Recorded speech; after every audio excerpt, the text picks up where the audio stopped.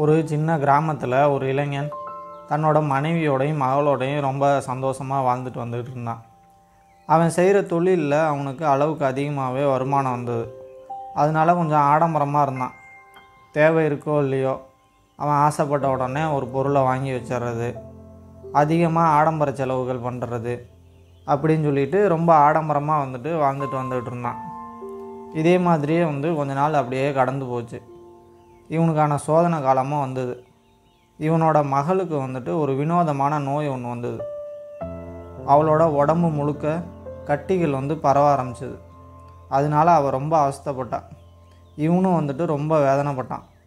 அங்கே உள்ள வைத்தியர்கள் எல்லாத்தையும் கூட்டிகிட்டு வந்து அவளுக்கு வைத்தியம் பார்த்தோம். முழுமையாக குணமடையலை, கொஞ்சம்தான் குணமடைஞ்சிருந்தது.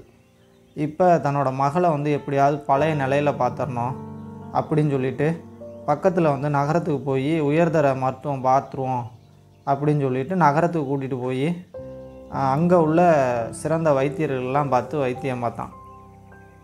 அந்த நகரத்திலே 6 மாதம் தங்கி இருந்து அங்கே உள்ள வைத்தியசாலையில் வைத்தியம் பார்த்தான். இப்போ அவனோட மகளுக்கு முழுமையாக குணமடைஞ்சிருச்சு. மறுபடியும் பழைய நிலைக்கே வந்துட்டான். இப்போ இதை பார்த்துட்டு இவனுக்கு ரொம்ப சந்தோஷம்.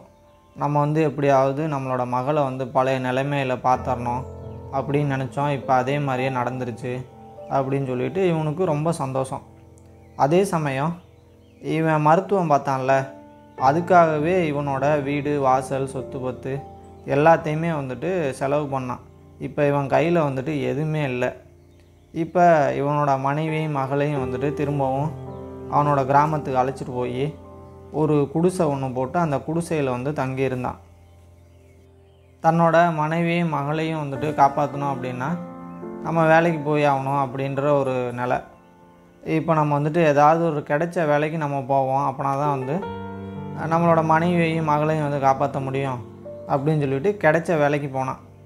ஆனால் அதில் கிடைக்கிற வருமானம் இவனுக்கு போதுமானதாக இல்லை. நம்ம இந்த வருமானம் நமக்கு போதுமானதாக இல்லை, நம்ம ஏதாவது மறுபடியும் தொழில் பண்ணணும் அப்படின்னு சொல்லிட்டு அவனோட சில நண்பர்கள்ட்டையும் உறவினர்கள்ட்டையும் கடனை வாங்கி ஒரு தொழில் செஞ்சான். அந்த தொழிலில் சிக்கனமாக இல்லாமல் முதல்ல ஆடம்பரமாக இருந்தான்ல, அதே மாதிரியே ஆடம்பரமாக இருந்ததுனால அந்த தொழிலில் நஷ்டமாயிருச்சு. இப்போ என்னடா பண்ணுறது அப்படின்னு சொல்லிட்டு மறுபடியும் வேறு தொழில் செய்வோம் அப்படின்னு சொல்லிட்டு இன்னும் சில நண்பர்கள்ட்டையும் உறவினர்கள்ட்டையும் மறுபடியும் கடனை வாங்கி வேறு தொழில் செஞ்சான். அவன் செஞ்ச எல்லா தொழில்லையுமே அவனுக்கு நஷ்டம்தான் ஏற்பட்டுச்சு. கொஞ்ச நாள்லேயே கடன் கொடுத்தாங்கல்ல இவனுக்கு தொழில் பண்ணுறதுக்கு, அவங்க எல்லாருமே கடனை திருப்பி கேட்க ஆரம்பித்தாங்க. இப்போ ஒரு பக்கம் கடனை திருப்பி கொடுக்கணும், இன்னொரு பக்கம் தன்னோட மனைவியையும் மகளையும் காப்பாற்றணும். இப்போ என்ன பண்ணுறது அப்படின்னு தெரியாமல் ரொம்ப முழிச்சுக்கிட்டு இருந்தான். அந்த சமயத்தில் தான் அந்த நாட்டோட அரசர் ஒரு அறிவிப்பு ஒன்று கொடுத்தாரு. நம் நாட்டு இளைஞர்களே, உங்களோட பலத்தையும் வீரத்தையும் நான் சோதனை பண்ண போகிறேன். அதில் ஜெயிக்கிறவங்களுக்கு தங்க நாணயம் பொற்காசுகள், அது மட்டும் இல்லை அரசு வேலையும் வழங்கப்படும் அப்படின்ற ஒரு அறிவிப்பை ஒன்று கொடுத்தாரு. இந்த அறிவிப்பை கேட்டுட்டு இவன் எப்படியாவது இதில் நம்ம வெற்றி அடைஞ்சிடணும், இதில் நம்ம வெற்றி அடைஞ்சிட்டோம் அப்படின்னாக்க நம்மளோட கடனையும் திருப்பி கொடுத்துர்லாம், அதே சமயம் தன்னோட மனைவியையும் மகளையும் ரொம்ப நல்லபடியாக வாழ வைக்கலாம் அப்படின்னு சொல்லிட்டு எப்படியாவது அதில் வெற்றி அடையணும் அப்படின்னு சொல்லிட்டு போட்டி நடக்கிற இடத்துக்கு போனான். இப்போ அந்த போட்டி நடக்கிற இடத்துல இருக்கிற கூட்டத்தை பார்த்துட்டு இவனுக்கு அந்த கொஞ்ச நஞ்ச நம்பிக்கையும் போச்சு. இப்போ அந்த போட்டியில் கலந்துக்கிட்டு அதுலேயும் தோற்று போயிட்டான். என்னடா அது, இதுலேயுமே நம்ம தோற்றுட்டோம், நம்ம வாழ்கிறது கடவுளுக்கே பிடிக்கல போல் அப்படின்னு சொல்லிட்டு தன்னோட மனைவிக்கும் மகளுக்கும் விஷத்தை குடித்து கொன்னுட்டு நம்மளும் தற்கொலை பண்ணி இறந்துருவோம் அப்படின்னு சொல்லிட்டு தன்னோட மகளுக்கும் மனைவிக்கும் பிடிச்ச சாப்பாட்டை வாங்கிக்கிட்டு காட்டுக்குள்ளே விஷச்செடிகள் எல்லாத்தையும் பிடுங்கிக்கிட்டு திரும்ப நடந்து வந்துட்டு இருந்தான். அந்த சமயத்தில் ஒரு மரத்துக்கடியில் ஒரு முனிவர் உட்காந்து தியானம் பண்ணிகிட்டு இருந்தார்.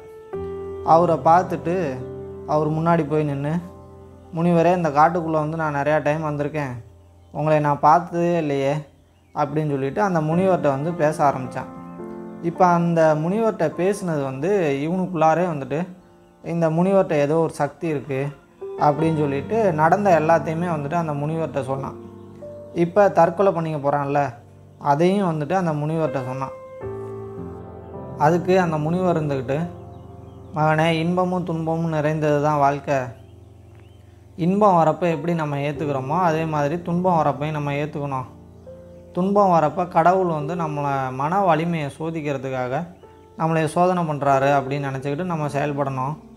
அப்போ தான் வந்துட்டு நம்ம அந்த துன்பத்துலேருந்து வெளியே வர முடியும் அப்படின்னு சொல்லிட்டு ஏதோ அவனுக்கு அறிவுரை சொன்னார். ஆனால் வந்துட்டு அவன் எதையுமே வந்து கேட்குற மாதிரி இல்லை.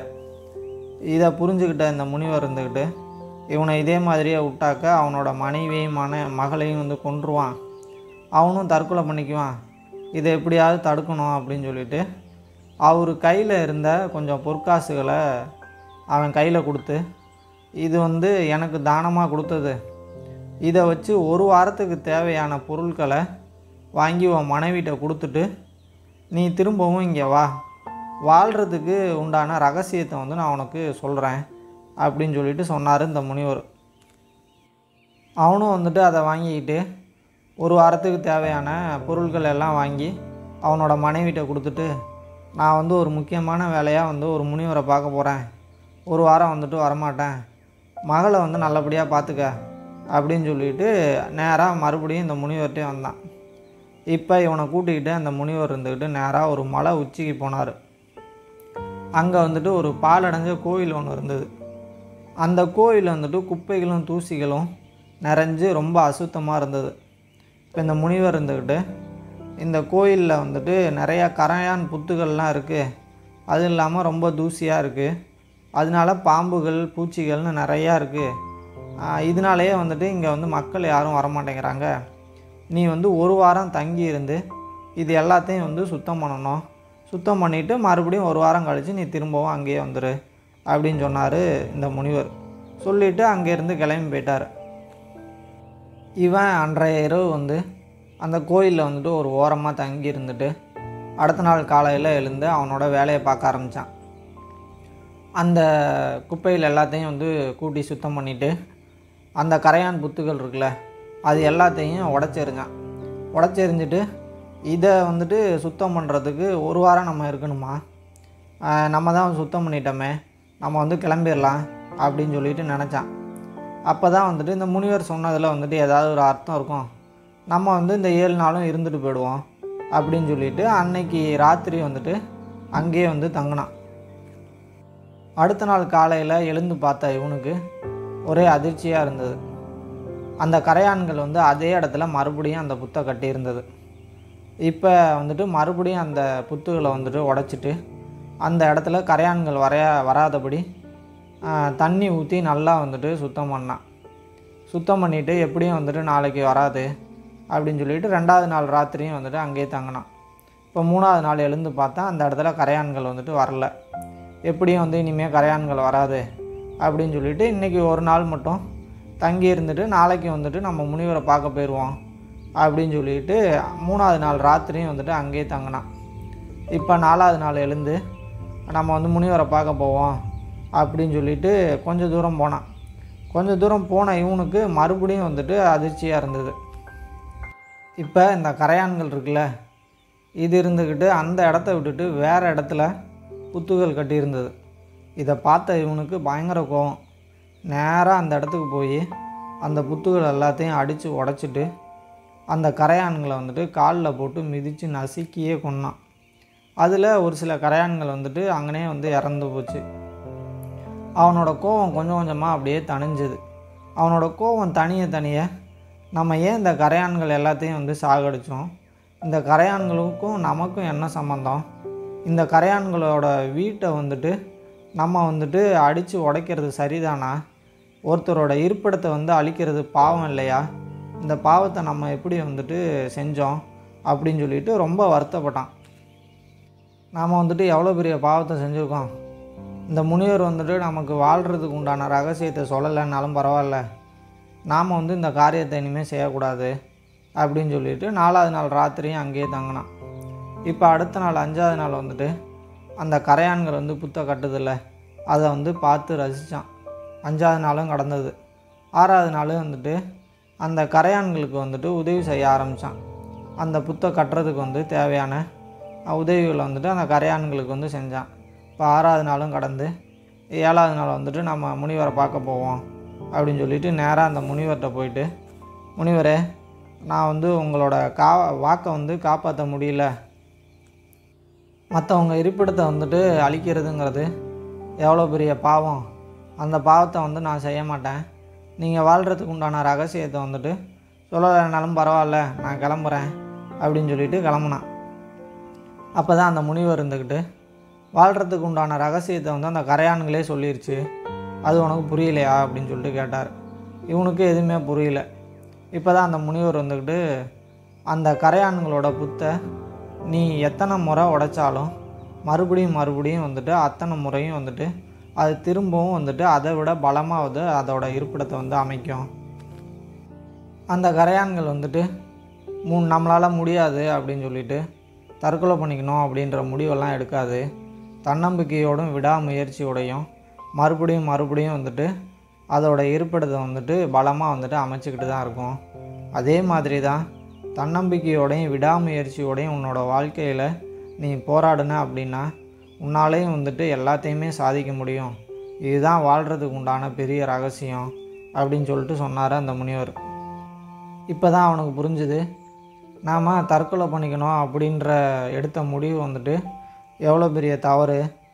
இந்த தவறை செஞ்சுருந்தோம்னா என்ன ஆயிருக்கும் அப்படின்னு சொல்லிட்டு அந்த முனிவர்கிட்ட வந்துட்டு, முனிவரே, நான் விடாமுயற்சியோட தன்னம்பிக்கையோட மறுபடியும் வந்துட்டு நான் வந்து என்னோடய வாழ்க்கையை வந்துட்டு வாழுவேன் அப்படின்னு சொல்லிட்டு அந்த முனிவர்கிட்ட ஆசீர்வாதம் வாங்கிட்டு அங்கேருந்து கிளம்பி போனான்.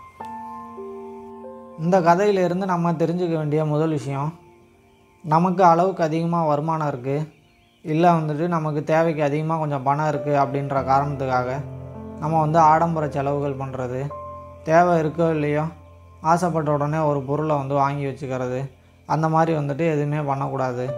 இப்போ இருக்க நவீன உலகத்தில் வந்துட்டு ஒரு பட்டனை அழுத்தினா போதும், சுலபமாக வீட்டுக்கே வந்துட்டு எல்லாத்தையும் வந்து கொடுத்துட்டு போயிடுறாங்க. அது மட்டும் இல்லை, சலுகைகள் அப்படின்ற பேரில் நம்ம வந்துட்டு அதுக்கு ஆசைப்பட்டு நம்ம வந்துட்டு நிறையா பொருட்கள், தேவையில்லாத பொருட்களெல்லாம் நம்ம வந்துட்டு வாங்கி வச்சிட்றோம். அது வந்து 1 நாள் 2 நாள் வந்துட்டு பயன்படும், அதுக்கப்புறம் வந்துட்டு சுத்தமாக பயன்படாது. நம்ம அதுக்காக வந்து பணத்தை செலவு பண்ணி நம்ம வந்து வாங்கி வச்சுருப்போம். அதை வந்து எப்பயுமே வந்து நம்ம பண்ணக்கூடாது. 2வது விஷயம், நம்ம செய்கிற தொழிலில் ஏதாவது ஒரு நஷ்டம் வருது, இல்லை தோல்வி வருது அப்படின்னா முதல்ல அந்த தோல்விக்கு என்ன காரணம் அப்படின்றத தான் கண்டுபிடிக்கணும். அதை விட்டுட்டு நம்ம இதில் தோற்றுட்டோம் அப்படின்னு சொல்லிட்டு மறுபடியும் வந்துட்டு அடுத்து உடனே வந்துட்டு ஒரு தொழில் தொடங்குறதோ இல்லை வேறு ஏதாவது காரியம் செய்கிறதோ செய்யக்கூடாது. முதல்ல அந்த தோல்விக்கு என்ன காரணம் அப்படின்றத கண்டுபிடிச்சாதான் நம்ம அடுத்து செய்ய போகிற செயலில் அதை வந்து தவிர்க்க முடியும். அதனால் எப்பயுமே வந்துட்டு எதுலையாவது வந்து நம்ம தோல்வி அடைஞ்சோம் அப்படின்னா தோல்விக்கு உண்டான காரணத்தை முதல்ல வந்து நம்ம கண்டுபிடிக்கணும். அப்போ தான் நம்ம அடுத்து செய்ய போகிற செயலில் வந்துட்டு நம்ம வந்து தோல்வி அடையாமல் இருப்போம். அடுத்து முக்கியமாக வந்து தெரிஞ்சுக்க வேண்டியது தன்னம்பிக்கையும் விடாமுயற்சியும். நம்ம வந்துட்டு ஒரு தொழில்லையோ இல்லை நம்ம செய்யக்கூடிய செயல்லையோ நமக்கு வந்து தோல்வி அடைஞ்சிருச்சு அப்படின்னாக்க அதுக்காக தோண்டு ஒரே இடத்துல வந்து நிற்கக்கூடாது. நம்ம தன்னம்பிக்கையோடையும் விடாமுயற்சியோடையும் நம்ம போராடணும். நம்ம வந்து தன்னம்பிக்கையோடையும் விடாமுயற்சியோடையும் போராடணும் அப்படின்னா எப்படிப்பட்ட தோல்வியிலேருந்தும் நம்ம வந்துட்டு வெளியில் வந்துடலாம். அதை வந்து நம்ம நல்லா வந்து புரிஞ்சுக்கணும். அதனால் நம்ம தன்னம்பிக்கையோடையும் விடாமுயற்சியோடையும் நம்ம வந்துட்டு போராடுவோம், நம்மளோட வாழ்க்கையில் வந்து வெற்றி அடைவோம் அப்படின்னு சொல்லிட்டு இந்த கதையை நான் முடிச்சுக்கிறேன். நம்ம சேனலை சப்ஸ்கிரைப் பண்ணாதவங்க மறக்காமல் சப்ஸ்கிரைப் பண்ணிக்கோங்க. அடுத்த ஒரு நல்ல கதையில் பார்க்கலாம். நன்றி, வணக்கம்.